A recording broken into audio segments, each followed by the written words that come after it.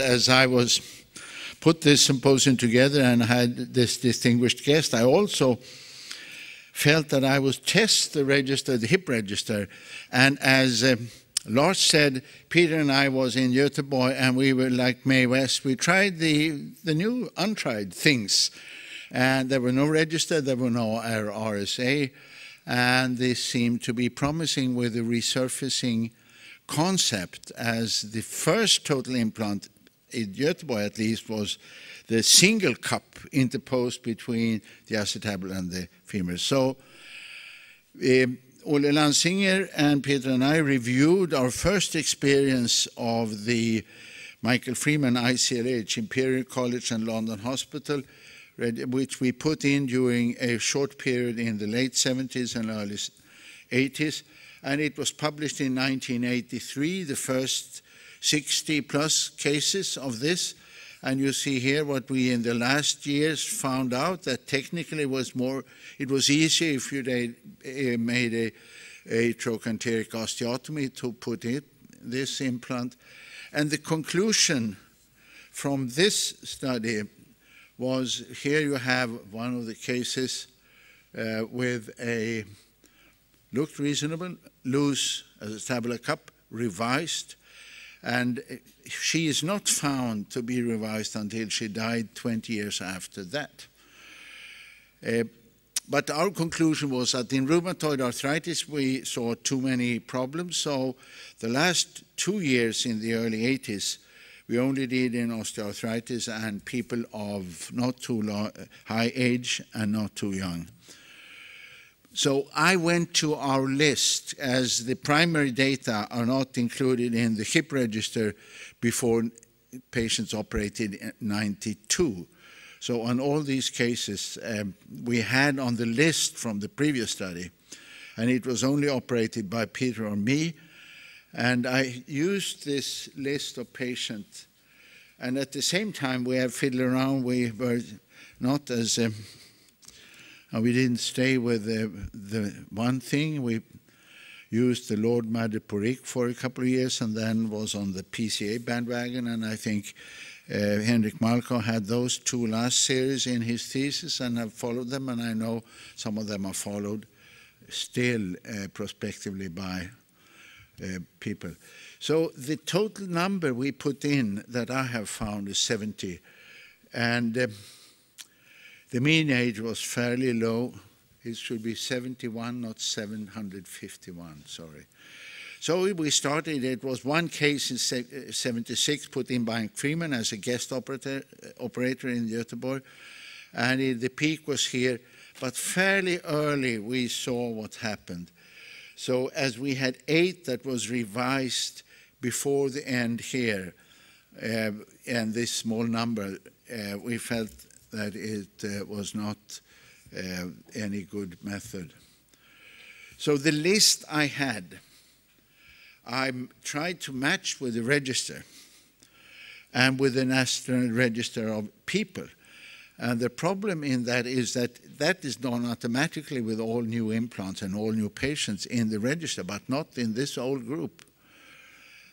So we could have a 66 patients operated 70 hips. Only 41 were found to have been revised. 25 were not registered in the hip register, and of these, 11 could not even be found by their personal ID number in the National Registry of People. And the reason is probably they have died before I could approach it. And I wasn't out 2 years ago to start this, but probably they must be registered somewhere, because I have their number, the operating date, and the copy of the OR report. So they did exist during those years. But they might be dead, probably, and they might not be revised. 14 we found when they were dead, and they were dead died 20 to 35 years after the primary operation. And then the first question is, was the registry missed in the report, because they could have been revised in the early 80s, where the registry perhaps was not as accurate? Or did they have lifelong implant survival? Which is, of course, another question. As I don't know exactly what happened between. And of course, this group, we don't know, couldn't even find today when they died.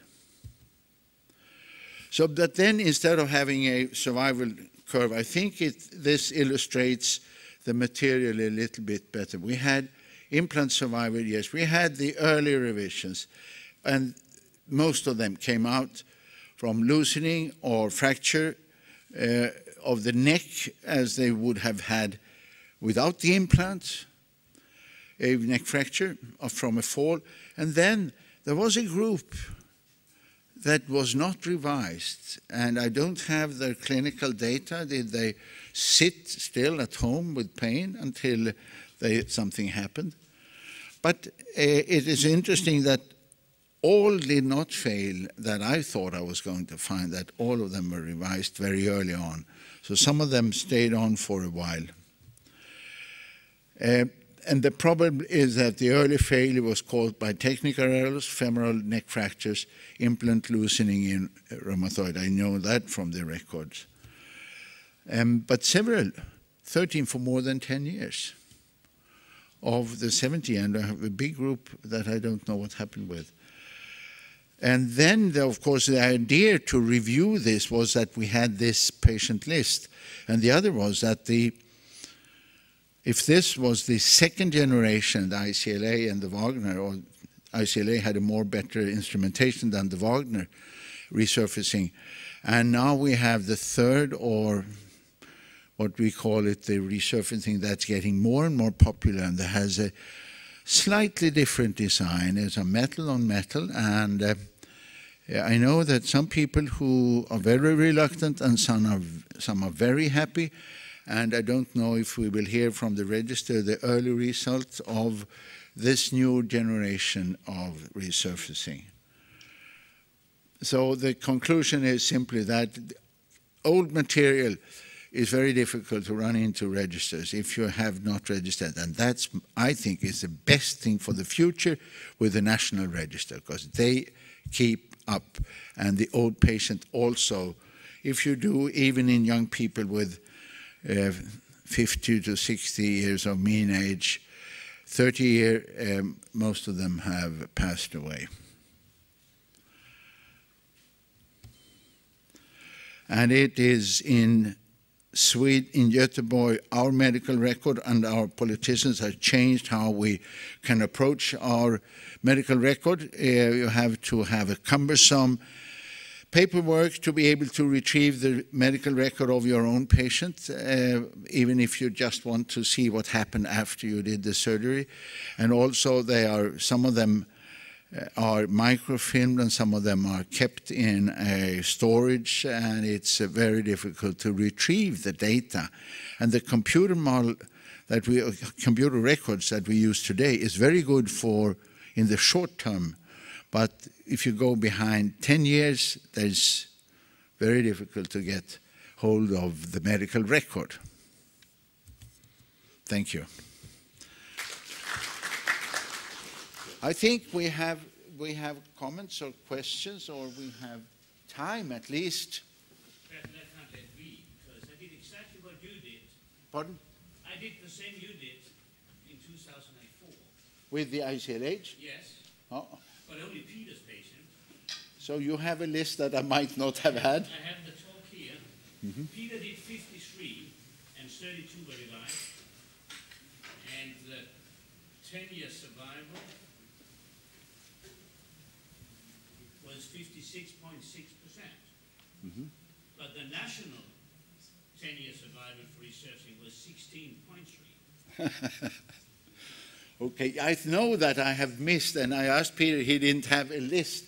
But Henrik, please let us sit down and compare the list, because I know that's a private history, but Peter moved from our common workplace in '82, and I have went through my medical records from '81 to '83 and found a number of cases, and you have the others.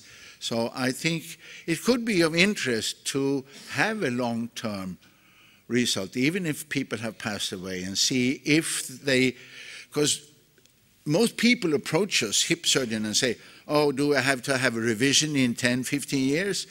And we would like to be able to say, this is going to last your lifetime, how long it may be.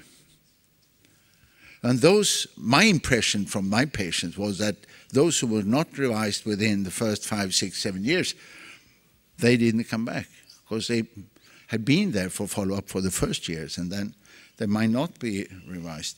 Okay, thank you for your comment. Okay, no more questions. And I must thank the speakers. So I was put in charge of this senior Swedish association, which is started 10 years ago by people who not just wanted to sit down and have a beer with their old peers, but also felt that we who have been around for a while have a very different perspective and have personal experience of what happened 30, 40 years ago. And I'm happy to see such a crowd here. And I hope that we will be able next year to have other interesting topics where our senior members of the Orthopedic Society can contribute with their experience. So thank you, the speakers.